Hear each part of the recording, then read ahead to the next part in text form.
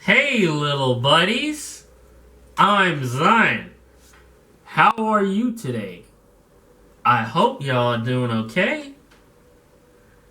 You know what time it is, right? It's time to read with Zion on the Big Lake Channel. Today, our story is titled Seeds Part 2 by Eliza Z. Nostal.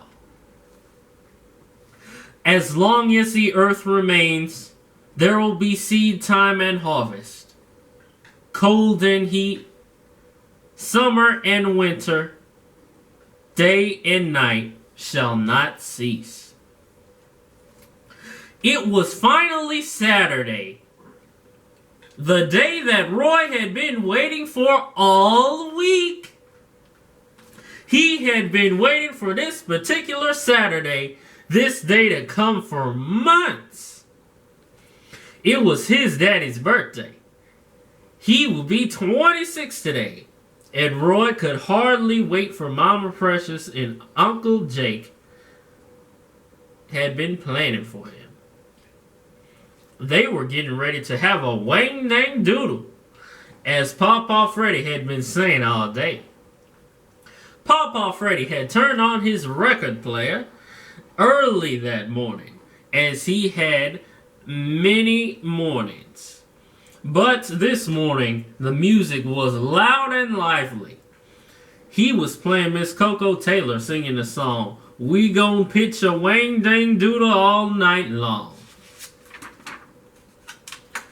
Roy was running around the house singing all night long, taking turns with his Pawpaw Freddy, following him all night long, and then together, we gon' pitch a wang dang doodle all night long.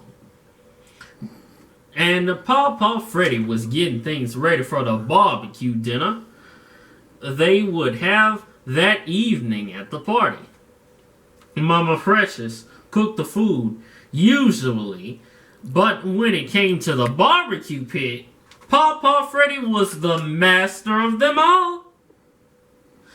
He could smoke anything from a cabbage to an alligator.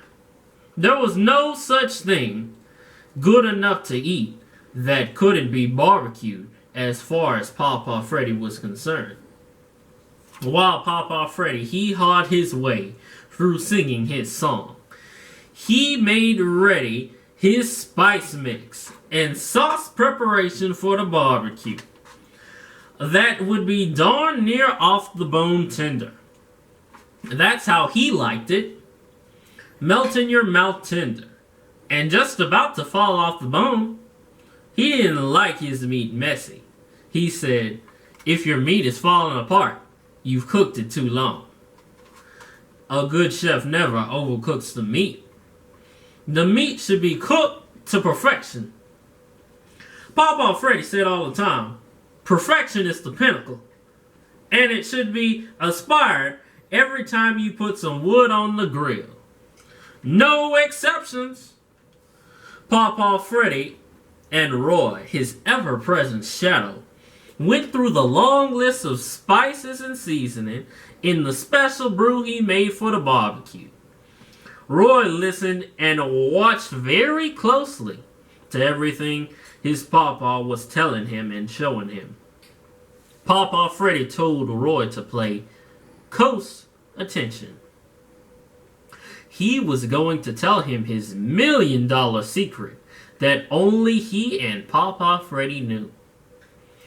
It was true, Pawpaw Freddy, in all his years of his life, had not revealed his special recipe to anybody. But Pawpaw Freddy knew that as the years went by, he would have to reveal it to somebody special, and he had waited for that very special someone to come along. That special someone he knew was his grandson, Roy. Roy had shown himself to his grandfather. It was as plain as day that the skill at the grill would be handed down to him. The very young and wise boy who shadowed him day and night would be groomed to the mantle and be handed the royal scepter. his gold-plated barbecue fork. It was a fork that Pawpaw Freddy had won 25 years earlier at the Golden Chef Barbecue Masters Tournament down in Memphis. Pawpaw Freddy talked about winning the top golden fork, and trophy-like, it had all happened last week. Pawpaw Freddy talked over and over to Roy in endless conversations about that weekend in West Memphis. Memphis was a town of all things Pawpaw Freddy loved.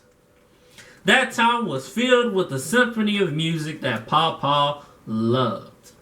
In Pawpaw Freddy's estimation, Handel and Chopin couldn't hold up a candle to B.B. King and Bobby Bland.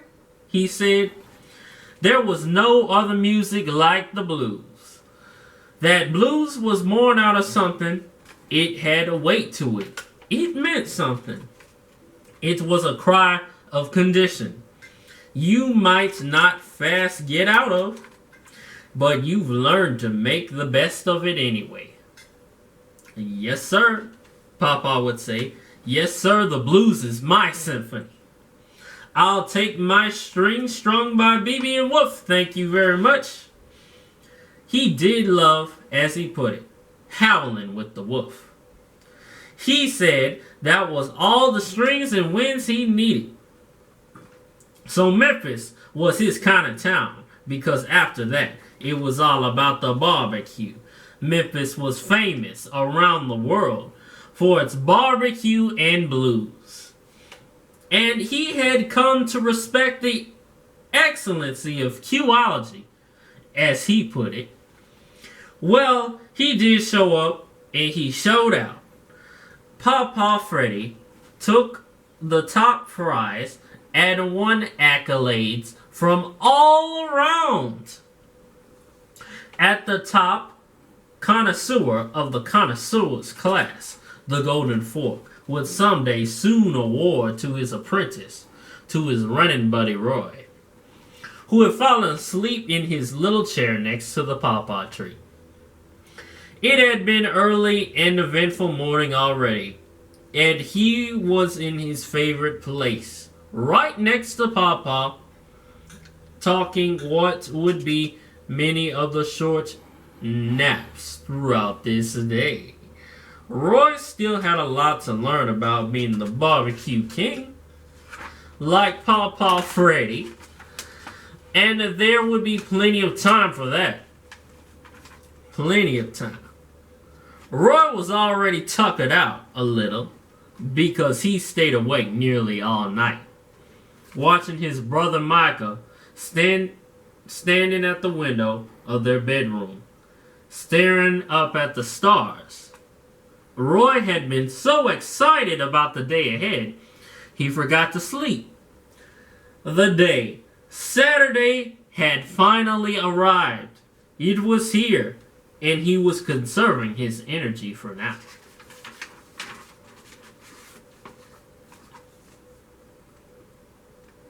That is the end of our story. The name of our story is called Seeds Part 2 by Eliza Z. Nostow. Please like, share, and subscribe to the Big Lake channel.